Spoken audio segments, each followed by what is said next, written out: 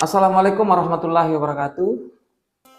Salam ngopi, salam ngobrol pintar hukum, salam gade-gade hukum. Bagaimana kabar tah semua saribat tangku sahabat ngopi?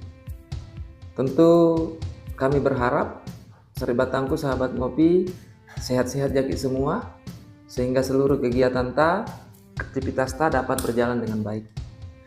Saribat tangku sahabat ngopi, kita berjumpa kembali di channel Gade-Gade Hukum bersama dengan saribat tanta sahabat HRY Dainandri. Kali ini seperti biasa kita akan membahas persoalan-persoalan hukum yang diajukan oleh teman-teman kita, dan kita akan mencoba memberikan tanggapan. Dan seperti biasa saribat tangku sahabat ngopi, sebagai pengantar, sebagai prolog, kita nikmati dulu hidangan ala kadarnya, ngopi versi Gade-Gade Hukum.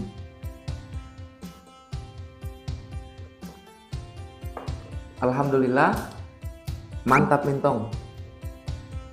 Baik, saribat tangku sahabat ngopi, kali ini kita akan mencoba menjawab pertanyaan yang diajukan oleh sahabat atau saribat tanta mengenai apa perbedaan antara barang bukti dengan alat bukti.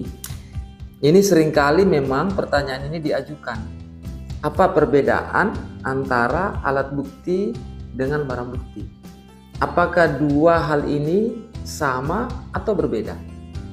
Atau jangan-jangan memang saribat tangku sahabat ngopi selama ini kita memberikan pemahaman yang kurang tepat atau yang keliru.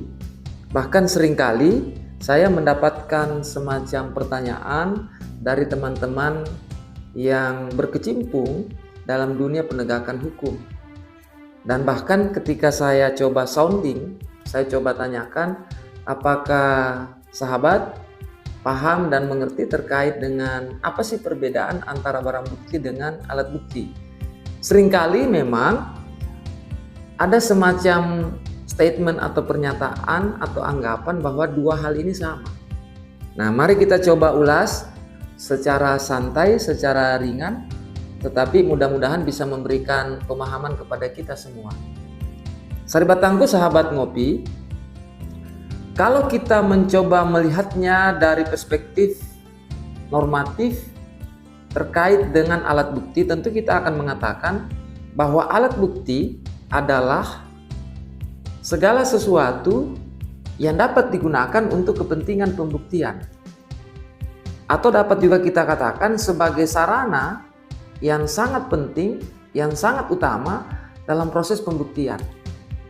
Atau mungkin secara sederhana, saribat tangku sahabat ngopi, kita akan mengatakan bahwa alat bukti adalah apa yang tertuang di dalam pasal 184 ayat 1 Kitab Undang-Undang Hukum Acara Pidana atau Undang-Undang Nomor 8 Tahun 1981, bahwa alat bukti itu yaitu yang pertama keterangan saksi, yang kedua adalah keterangan ahli, kemudian yang ketiga adalah alat bukti berupa surat, kemudian yang keempat adalah alat bukti berupa petunjuk, kemudian yang kelima adalah keterangan terdakwa. Untuk beberapa tindak pidana tertentu yang diatur dalam peraturan perundang-undangan yang sifatnya khusus atau lex specialis, misalnya di dalam Undang-Undang Korupsi, Undang-Undang Nomor 3199 atau perubahannya, Undang-Undang Nomor 20 Tahun 2001, atau mungkin undang-undang yang ada hubungannya dengan lingkungan hidup, atau mungkin undang-undang yang lain, termasuk Undang-Undang ITE misalnya. Di situ dijelaskan bahwa ada penambahan atau perluasan terkait dengan alat bukti, yaitu berupa dokumen elektronik misalnya. Nah, selanjutnya saribat tangku sahabat ngopi, mungkin juga kita akan mengatakan bahwa yang dimaksud dengan barang bukti adalah apa yang tertuang di dalam pasal 39 ayat 1 KUHP. Apa saja di situ? Yang pertama adalah benda atau barang yang diperoleh sebahagian atau keseluruhan dari hasil tindak pidana. Yang kedua, benda atau barang yang digunakan untuk melakukan tindak pidana. Yang ketiga, benda yang dibuat secara khusus untuk melakukan tindak pidana. Kemudian selanjutnya adalah benda yang digunakan untuk menghalang-halangi ketika seorang aparat penegak hukum melakukan misalnya penyidikan, penuntutan, dan seterusnya. Atau benda yang memang ada hubungannya secara langsung dengan tindak pidana atau perkara pidana yang terjadi. Itu kalau kita melihatnya dari sisi normatif dalam peraturan perundang-undangan. Alat bukti diatur dalam pasal 184 ayat 1 KUHP, kemudian barang bukti diatur dalam pasal 39 ayat 1 KUHP. Tetapi mari kita lihat lebih jauh dari perspektif konseptual atau teoritis. Kita mulai dari barang bukti. Barang bukti sebenarnya dapat dibagi menjadi dua bahagian. Yang pertama ada yang disebut dengan corpus delicti. Corpus delicti artinya hasil tindak pidana. Contoh misalnya untuk tindak pidana korupsi. Hasil tindak pidananya bisa saja dalam bentuk misalnya uang. Bisa saja dalam bentuk benda atau barang yang merupakan hasil tindak pidana. Misalnya dalam bentuk tanah, bangunan, mobil. Itu hasil tindak pidana korupsi. Disebut dengan corpus delicti. Atau mungkin tindak pidana umum misalnya yang ada hubungannya dengan tindak pidana pembunuhan. Jenazah atau mayat itu dikategorikan sebagai barang bukti yang disebut dengan corpus delicti atau hasil tindak pidana. Nah, sementara ada yang disebut dengan instrumen delikti.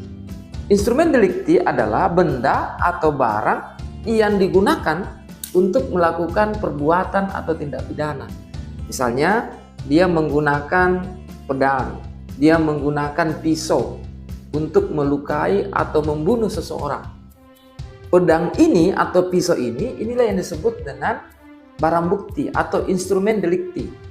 Pertanyaannya kemudian, barang bukti ini sejauh mana memberikan kontribusi untuk kepentingan pembuktian, khususnya yang ada hubungannya dengan alat bukti.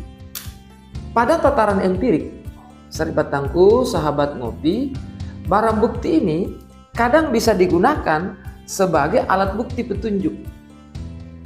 Kita sudah jelaskan tadi bahwa salah satu alat bukti yaitu petunjuk. Nah, petunjuk ini sifatnya untuk memberikan keterangan atau semacam penguatan terkait dengan keterangan yang diberikan oleh saksi misalnya, atau mungkin melalui alat bukti surat. Dengan adanya barang bukti ini bisa memberikan semacam keterangan yang sangat kuat atau penguatan untuk menjelaskan terkait dengan suatu peristiwa yang terjadi atau terkait dengan suatu tindak pidana yang terjadi. Sehingga Saribatangku, sahabat kopi, dari penjelasan kita ini kita dapat menarik semacam kesimpulan bahwa barang bukti ini memiliki peran dan kontribusi dalam proses pembuktian. Posisinya kurang lebih berada pada petunjuk yang sering digunakan oleh aparat penegak hukum untuk membuat terang suatu perkara pidana.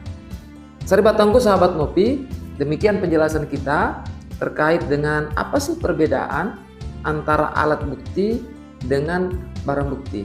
Mudah-mudahan dengan penjelasan ini sudah bisa memberikan gambaran secara baik sehingga kita bisa membedakan antara alat bukti dengan barang bukti.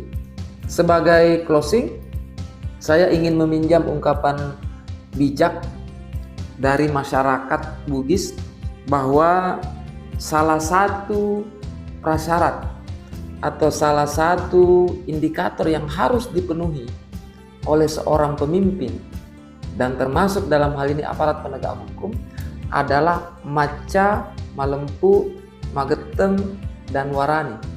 Artinya dia harus cerdas, kemudian jujur, tegas, dan memiliki keberanian. Mudah-mudahan sekali lagi ini bisa memberikan manfaat. Terima kasih atas perhatiannya.